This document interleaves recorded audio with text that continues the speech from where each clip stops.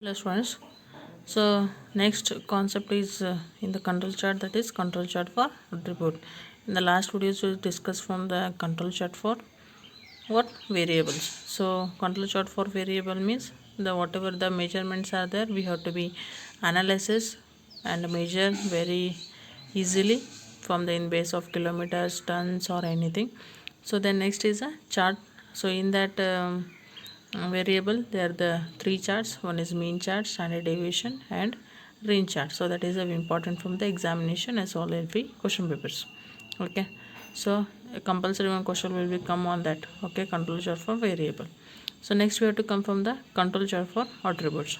So control chart for attributes means it is having a characteristics of product which can be observed. Okay, which we can observe from the any product here and identify.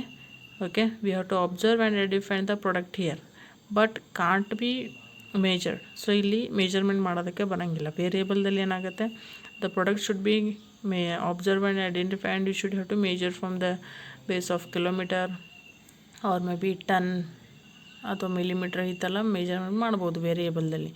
But ಅಟ್ರಿಬ್ಯೂಟಲ್ಲಿ ಏನಾಗುತ್ತೆ ರೀ, we can't be major here. Okay, ಇಲ್ಲಿ ನಾವು ಅದನ್ನು measurement ಮಾಡೋದಕ್ಕೆ ಬರೋಂಗಿಲ್ಲ. ಅದಕ್ಕೆ ನಾವೇನಂತ ಕರಿತೀವಿ, attributes anta karitivi. So in that there are three types are there. First is control chart for fraction defective, that is a P chart. Then control chart for number of defectives, that is NP chart. Then is control chart for number of defective per unit, that is a C chart. From the examination purpose, this is in the P chart one question is asked from the one time, the maximum NP is asked, and the C chart is asked from the 1 to 2 to 3 times. So you should have to be more concentrate. Mooru ಏನು ಮಾಡ್ರಿ which ever they will ask, we don't know. Yes, so maximum it is a NP chart. Yes, so control chart for fraction defective means P chart. Yes, then control chart for number of defective means that is NP chart here. Then control chart for number of defective per unit. So number of defective the per unit ತೆಗೆಯೋದಕ್ಕೆ ನಾವು C chart ಅಂತ ಕರಿತೀವಿ. N P chart number of defectives ತೆಗಿತೀವಿ. P ಚಾರ್ಟ್ದಲ್ಲಿ fraction defective ಎಷ್ಟು fraction difference ಇದೆ ಅದನ್ನು ತೆಗಿತೀವಿ. But control ಚಾರ್ಟ್ದಲ್ಲಿ ಎಷ್ಟು defective ಇದಾವೆ ಅನ್ನೋದು ತೆಗಿತೀವಿ. ಅದೇ ಸಿ ಚಾರ್ಟ್ದಲ್ಲಿ ಎಷ್ಟು ಡಿಫೆಕ್ಟಿವ್ ಪರ್ ಯೂನಿಟಲ್ಲಿದ್ದಾವೆ ಅದನ್ನು ಕ್ಯಾಲ್ಕುಲೇಷನನ್ನು ಮಾಡ್ತೀವಿ. Yes, so these are the methods. So first we will discuss from the P chart. So the portion are fraction defectives. Okay, so ಇಲ್ಲಿ ಸಮ್ ಪೋರ್ಷನ್ ಇರ್ಬೋದು ಅಥವಾ ಫ್ರ್ಯಾಕ್ಷನ್ ಆಗಿ ಡಿಫೆಕ್ಟಿವ್ ಇರ್ಬೋದು, ಅದನ್ನು ನಾವು ಪಿ ಅಂತ ಕರಿತೀವಿ.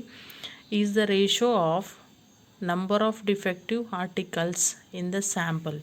ಸೊ ಈ ಥರ ರೇಷೋನ ಫ್ರ್ಯಾಕ್ಷನ್ ಡಿಫೆಕ್ಟಿವ್ದು ನಾವು ರೇಷೋನ ಹೆಂಗೆ ತೆಗಿತೀವಿ ಅಂದರೆ, ನಂಬರ್ ಆಫ್ ಡಿಫೆಕ್ಟಿವ್ಸ್ಗೆ ನಾವು ಏನು ಮಾಡ್ತೀವಿ, ಸ್ಯಾಂಪಲನ್ನು ಏನು ಮಾಡ್ತೀವಿ, ಟೋಟಲ್ ಮಾಡ್ತೀವಿ.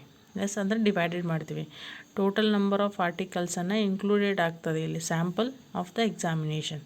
ಸ್ಯಾಂಪಲ್ ಆಫ್ ಎಕ್ಸಾಮಿನೇಷನ್ದಲ್ಲಿ ಟೋಟಲ್ ಆಗ್ತದೆ ರೀ. Are you understanding what I am telling? So ಇಲ್ಲಿ ಫ್ರ್ಯಾಕ್ಷನ್ ಆಫ್ ಡಿಫೆಕ್ಟಿವ್ಸನ್ನು ನಾವು ಯಾವ ರೀತಿ ಕ್ಯಾಲ್ಕುಲೇಷನ್ ಮಾಡ್ತೀವಿ ಅಂದರೆ, ರೇಷೋದಲ್ಲಿ ನಂಬರ್ ಆಫ್ ಡಿಫೆಕ್ಟಿವ್ ಆರ್ಟಿಕಲ್ಸನ್ನು ಸ್ಯಾಂಪಲ್ ನಂಬರ್ಗೆ ಏನು ಮಾಡ್ತೀವಿ, ಟೋಟಲ್ ಮಾಡ್ತೀವಿ. ಟೋಟಲ್ ಅಂದರೆ ಪ್ಲಸ್ ಅಲ್ಲ, divided by. So total defectives divided by number of samples.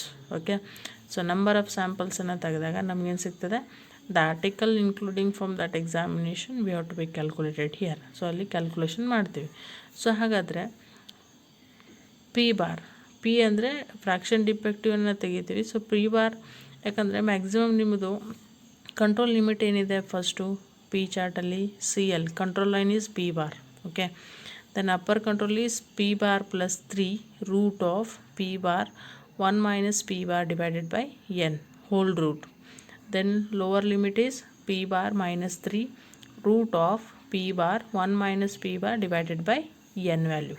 Yes, so here the total n value you have to consider. So what is the concentrated here, p bar in the every formulas. P bar is not we have to be there. So we have to calculate p bar. How it is, summation d means summation fraction defectives divided by n values. Correct? So n value means sample number. Are you understanding? So this is a p bar calculation, and this is a CL, this is a UCL, and this is a LCL. Okay, so here the table it is not implemented. Attributes ದಲ್ಲಿ ಏನಾಗಂಗಿಲ್ಲ, table ಬರಂಗಿಲ್ಲ. P chart, N P chart, C chart ತೆಗಿಬೇಕಾದ್ರೆ table ಬರೋಂಗಿಲ್ಲ. ಬರೀ mean chart ಮತ್ತು range chart ಮಾಡಬೇಕಾದ್ರೆ ಮಾತ್ರ ಏನಾಗುತ್ತೆ, ಟೇಬಲ್ ಬೇಕಾಗತ್ತೆ. Be understand. Okay, so let's have to solve from the P chart problems. Okay, so P bar is equal to ಇನ್ನೊಂದು formula ಕೊಟ್ಟಿದ್ದೀನಿ, total defective divided by number of item inspector. So total ಎಷ್ಟು number of item inspection ಆಗದೆ ಅದನ್ನು calculation ಮಾಡ್ತೀವಿ. So number of item inspection ಅಂದರೆ N into K, total sample number total samples into sample numbers. Okay, ಇದನ್ನು total ಮಾಡಿದ್ರೆ ನಮಗೆ total number of item ಎಷ್ಟು inspection ಆಗಿದೆ ಅನ್ನೋದೇನಾಗುತ್ತೆ ಸಿಗುತ್ತೆ. ಅಂದರೆ ಟೋಟಲ್ 15 ಐಟಮ್ ನಾವೇನು ಮಾಡಿರ್ತೀವಿ, ಸ್ಯಾಂಪಲ್ ಮಾಡಿರ್ತೀವಿ ಅಥವಾ ಇನ್ಸ್ಪೆಕ್ಷನ್ ಮಾಡಿರ್ತೀವಿ. ಬಟ್ ಟೋಟಲ್ ಐಟಮ್ ಎಷ್ಟಿರ್ತವೆ, 100 ಐಟಮಲ್ಲಿ 15 ಐಟಮ್ ಇನ್ಸ್ಪೆಕ್ಷನ್ ಮಾಡ್ತೀವಿ. ಬಟ್ ನಮಗಿಲ್ಲಿ ಏನು ಬೇಕು, number of items inspected, total number of item ಎಷ್ಟು ಇನ್ಸ್ಪೆಕ್ಷನ್ ಮಾಡಿರ್ತೀರಿ ಅದನ್ನು ಬೇಕಾಗುತ್ತೆ. Okay, so this is a formula from the P chart here. Okay, so let's have to solve the problem. So see the problem here, sample of, so total sample 100 tubes. So total sample 100 andre this is for your n value, correct. Sample number, ಇದು sample number ಅಂದರೆ ಇದು K value ಆಗ್ತದೆ, but sample ಅಂದರೆ N value. So total sample is 100 tubes are drawn randomly from the output of the process that produces several thousand units daily. Sample items are inspected from the quality and defective tubes are rejected. The result of 15 samples are shown below. So ಅಂದರೆ 100 ಟ್ಯೂಬ್ಸಲ್ಲಿ ಏನು ಮಾಡಿದವರು 15 ಕೆಲವೊಂದು ಸ್ಯಾಂಪಲ್ಸನ್ನು inspection ಮಾಡಿದ್ದಾರೆ, ಉಳಿದಿದ್ದನ್ನು reject ಮಾಡಿದ್ದಾರೆ. So 15 ಯೂನಿಟ್ಸನ್ನು ಏನು ಮಾಡಿದ್ದಾರೆ, sample ಮಾಡಿದ್ದಾರೆ. Okay, so that 15 item sample ಮಾಡಿದ್ದು ಕೆಳಗೆ ಇನ್ಫಾರ್ಮೇಷನ್ ಇದೆ. So number of sample number 1 2 3 4 5 6 7 8 9 10 11 12 13 14 15. So total number of samples are 15. Okay, so number of samples 15. So 15 ಇಲ್ಲಿ ನಂಬರ್ ಆಫ್ ಸ್ಯಾಂಪಲ್ಸ್ ಇದ್ದಾವೆ. Okay, so number of tubes defective, ಎಷ್ಟು defective ಆಗಿದೆ, first ಸಲ sample ಮಾಡಿದಾಗ 8 tubes, 2 ಸಲ sample ಮಾಡಿದಾಗ 100 tubes, 3ನೇ ಸಲ ಸ್ಯಾಂಪಲ್ ಮಾಡಿದಾಗ 13 ಟ್ಯೂಬ್ಸು, 4ನೇ ಸಲ ಸ್ಯಾಂಪಲ್ ಮಾಡಿದಾಗ 9 ಟ್ಯೂಬ್ಸ್ ಡಿಫೆಕ್ಟಿವ್ ಇದ್ದಾವೆ, ಅಂದರೆ ಡ್ಯಾಮೇಜ್ ಇದ್ದಾವೆ. 5ನೇ ಸಲ ಸ್ಯಾಂಪಲ್ ಮಾಡಿದಾಗ 8 ಸಲ ಸಿಕ್ಕಿದ್ದಾವೆ. ಸೊ 100 ಟ್ಯೂಬ್ಸನ್ನು 15 ಸಲ ಏನು ಮಾಡಿದ್ದಾರೆ, ಇಲ್ಲಿ ಸ್ಯಾಂಪ್ಲಿಂಗನ್ನು ಮಾಡಿದ್ದಾರೆ. ಎಸ್, ಸೊ ಸ್ಯಾಂಪಲ್ ಡಿಫೆಕ್ಟಿವ್ಸನ್ನು ತೆಗೆದಿದ್ದಾರೆ. 1 ಸಲ ಎಷ್ಟಾಗುತ್ತೆ, 2ನೇ ಸಲ ಎಷ್ಟು ಡಿಫೆಕ್ಟಿವ್ ಆಗುತ್ತೆ, 3ನೇ ಸಲ ಎಷ್ಟು ಬಾದಾಗಿದೆ. ಸೊ ಈ ಥರ 15 ಸಲ ಡಿಫೆಕ್ಟಿವ್ಸನ್ನು ಮಾಡಿದ್ದಾರೆ. ಓಕೆ, ಟೈಮ್ ಡಿಫೆಕ್ಟಿವ್ಸ್ ಮಾಡಿ ನಿಮಗೇನು ಹೇಳಿದ್ದಾರೆ, on the basis of information given above prepare a control chart for fraction defectives. So ಪ್ರಾಬ್ಲಮ್ನಲ್ಲಿ ಕ್ಲಿಯರ್ ಕೊಟ್ಟಿದ್ದಾರೆ, ಫ್ರ್ಯಾಕ್ಷನ್ ಡಿಫೆಕ್ಟಿವ್ ಕಂಟ್ರೋಲ್ ಚಾರ್ಟ್ ತೆಗೀರಿ. Fraction defectives control chart prepare ಮಾಡಿರಿ ಅಂದರೆ P chart. Okay, fraction defective ಅಂದರೆ P chart, number of defective ಅಂದರೆ N P chart, number of defective per unit ಅಂದರೆ C chart. So remember the names. So fraction defective ಅಂದರೆ ಕೆಲವೊಂದು ಸಲ ಪ್ರಾಬ್ಲಮ್ದಲ್ಲಿ ಹಿಂಗೆ ಕೊಡ್ತಾರೆ, ಅಥವಾ ಕೆಲವೊಂದು ಸಲ ಪ್ರಾಬ್ಲಮ್ದಲ್ಲಿ ಡೈರೆಕ್ಟಾಗಿ ಹೇಳ್ತಾರೆ ಪಿ ಚಾರ್ಟ್ ಮಾಡಿರಿ ಅಂತ. ಓಕೆ, ಸೊ ಇಲ್ಲಿ ಫ್ರ್ಯಾಕ್ಷನ್ ಡಿಫೆಕ್ಟಿವ್ ತೆಗೆ ಅಂದರೆ ಪಿ ಚಾರ್ಟ್ ಪ್ರಿಪೇರ್ ಮಾಡಬೇಕು. What conclusion would you how to draw from the control chart. So control ಚಾರ್ಟ್ದಿಂದ ಏನು ಕನ್ಕ್ಲೂಷನ್ ಬರುತ್ತೆ ಅದನ್ನು ಡ್ರಾ ಮಾಡಿರಿ ಅಂತ ಹೇಳಿದ್ದಾರೆ. So you people have to know about. Yes, so let's have to solve the problem. So now we can solve the problem here. Yes, so sample numbers I take from the sample number here, so that is a P chart. So this is a sample number that is 1 to 15. so total K, sample number ಗೆ ನಾವು K ಅಂತ ಕರಿತೀವಿ. So ಹಾಗಾದರೆ ಪ್ರಾಬ್ಲಮ್ದಲ್ಲಿ n value ಎಷ್ಟಿತ್ತು, 100. Yes, so total tubes ಎಷ್ಟಿದ್ದಾವೆ, so total tubes ಇದ್ದಿದ್ದು 100, ಕರೆಕ್ಟಾ. ಅದೇ ರೀತಿ ಆ ಟ್ಯೂಬ್ಸನ್ನು ಎಷ್ಟು ಸಲ ಇನ್ಸ್ಪೆಕ್ಷನ್ ಮಾಡಿದ್ದಾರೆ ಅದೇನಾಗುತ್ತೆ, ಸ್ಯಾಂಪಲ್ ನಂಬರ್ ಆಗುತ್ತೆ. ಅದನ್ನು 15 ಸಲ ಇನ್ಸ್ಪೆಕ್ಷನ್ ಮಾಡಿದ್ದಾರೆ. So that is a sample number. So total tubes are 100. So N is 100 here. The number of defectives, so number of defectives 1 to 15 you can take in the problem. So that is a number of defectives you can take from the problem here, correct. 1 to 15. So total ಇವನ್ನ ಡಿಫೆಕ್ಟಿವ್ಸನ್ನು total ಮಾಡಿದಾಗ ನಮಗೇನು ಸಿಗ್ತದೆ, total defective ಸಿಗ್ತದೆ, that is 169. ಈಗೇನು ತೆಗಿಬೇಕಂದ್ರೆ ನಮಗೆ fraction defective. So fraction ಡಿಫೆಕ್ಟಿವ್ಸನ್ನು ಹೆಂಗೆ ಕ್ಯಾಲ್ಕುಲೇಷನ್ ಮಾಡಬೇಕಂದ್ರೆ,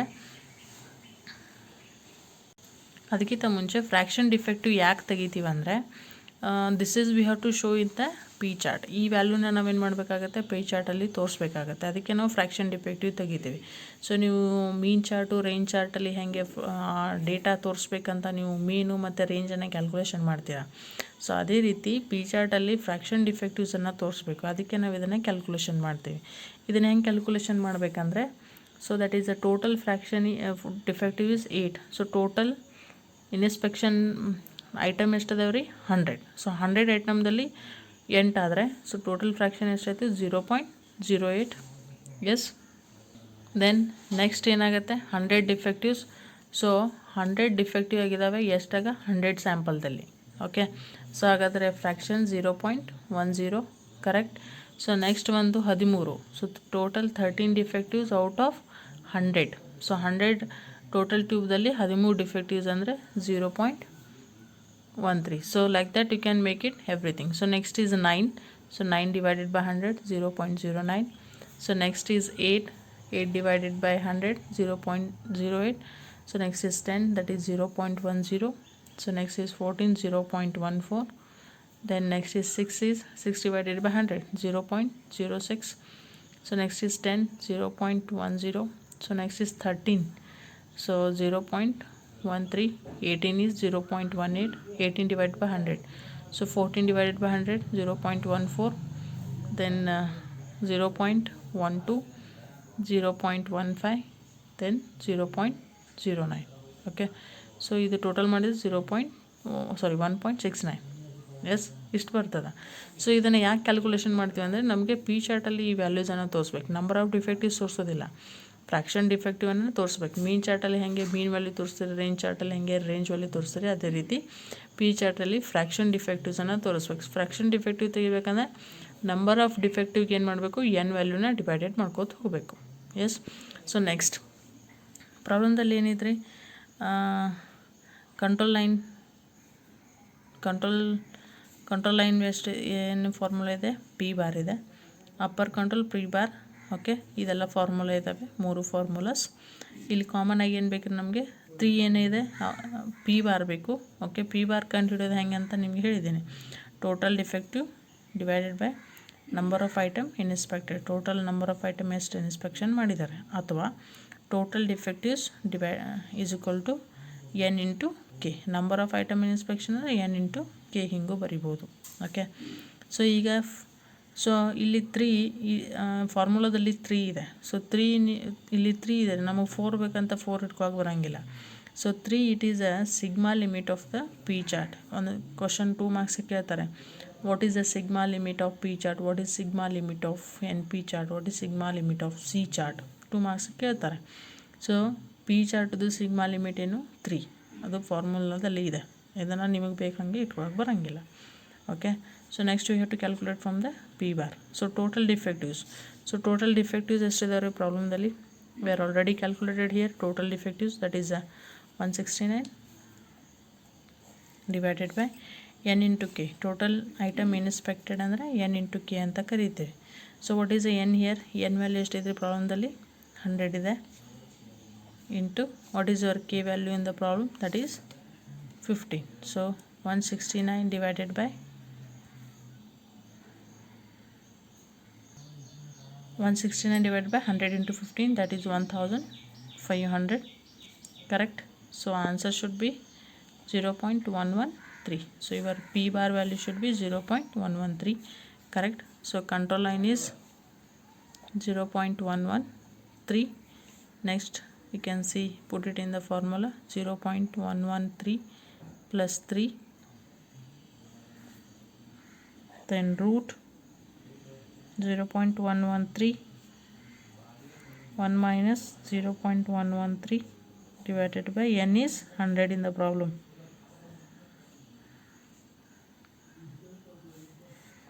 Next 0.113 plus 3. ಸೊ ಇದನ್ನು ನಾನು ಡೈರೆಕ್ಟಾಗಿ ತೊಗೋತೀನಿ.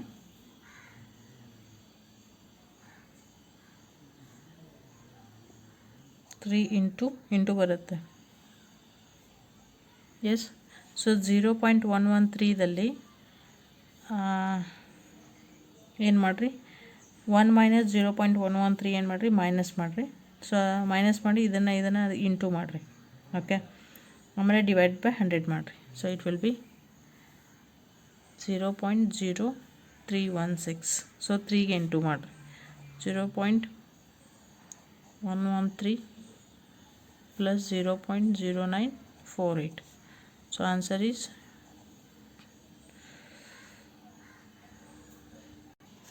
so that answer should be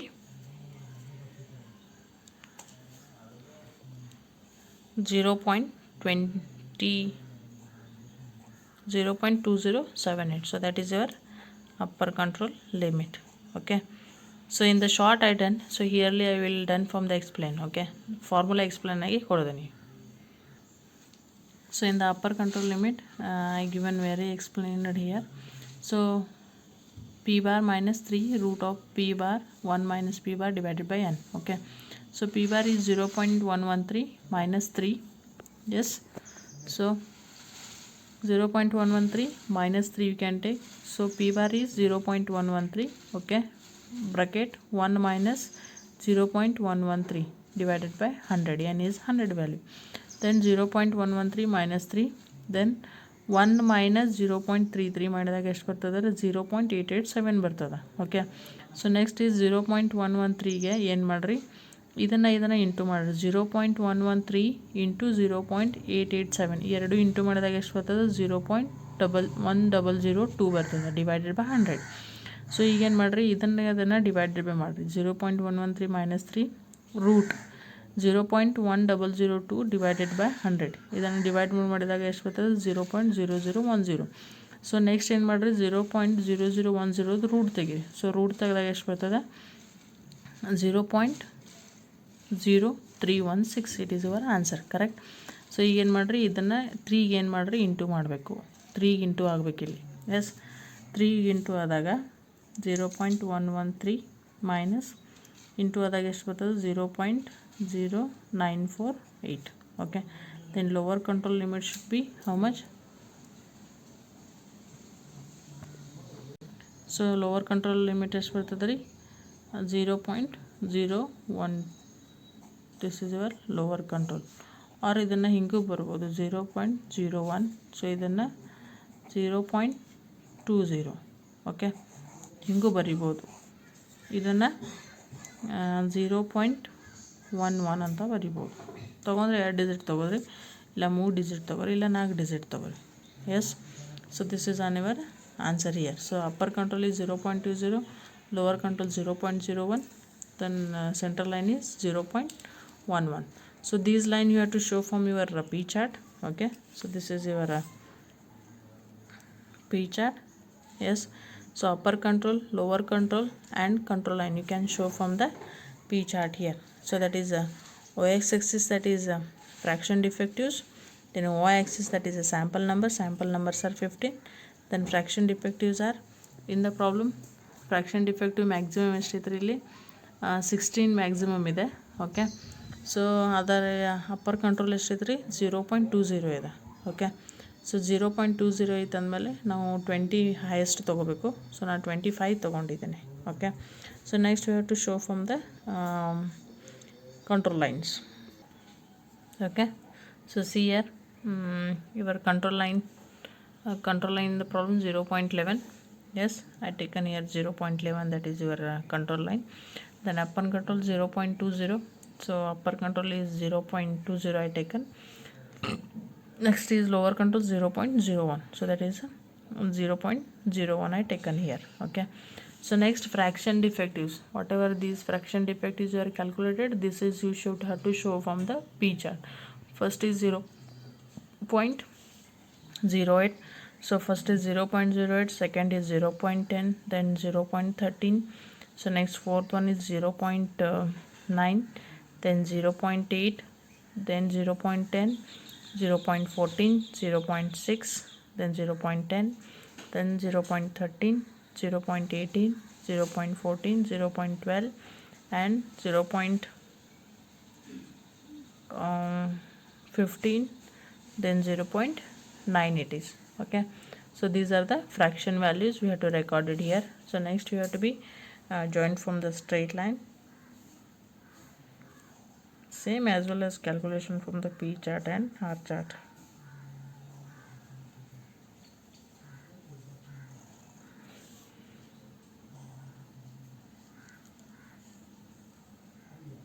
Yes, so this is your P chart. So see the conclusion what they have to they are asked from the, you should have to conclusion you have to given here. So conclusion is all the points are within the control from the upper control and lower control ಗಿಂತ ನಡುವೆ ಇದಾವ್ರಿ ಇಲ್ಲ upper ಕಂಟ್ರೋಲ್ಗಿಂತ ಯಾವುದು ಹೊರಗೆ ಹೋಗಿಲ್ಲ, lower ಕಂಟ್ರೋಲ್ಗಿಂತನೂ ಕಡಿಮೆ ಹೋಗಿಲ್ಲ. So ಅದಕ್ಕೆ process is within the control. Yes, here in the process is within the control.